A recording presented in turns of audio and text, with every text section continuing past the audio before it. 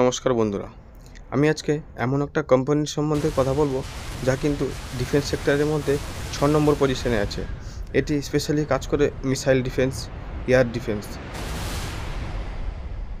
Yearly return দেখো একবার, 2024 সালে 1.34%, 2023 সালে 290%, 2022 77%, 2021 32%। এই কোম্পানি কিন্তু স্পেস সিস্টেমেও কাজ করে।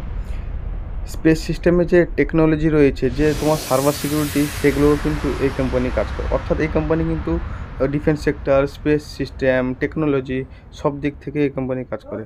এই কোম্পানির প্রোমোটার হোল্ডিং 50%-এও তার বেশি আছে।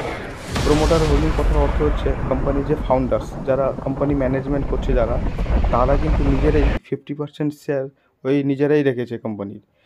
আর FII, foreigner investor, domestic investor, এগুলোর কথা আমি অন্য কোনো দিন আরেকটা ভিডিওতে বলবো। আর সবথেকে বড় কথা হচ্ছে, এই যে ডিফেন্স সেক্টরের মধ্যে লিডারে আছে কিন্তু হিন্দুস্তান এয়ারলাইন্স, সেকেন্ড পজিশনে আছে ভারত ইলেকট্রনিক্স, আর অ্যাপোলো মাইক্রোসিস্টেম আছে 6 নম্বর পজিশনে। তোমরা অ্যানালিসিস করো, ফান্ডামেন্টাল চেক করো, তারপরে ডিসিশন নাও ইনভেস্ট করার।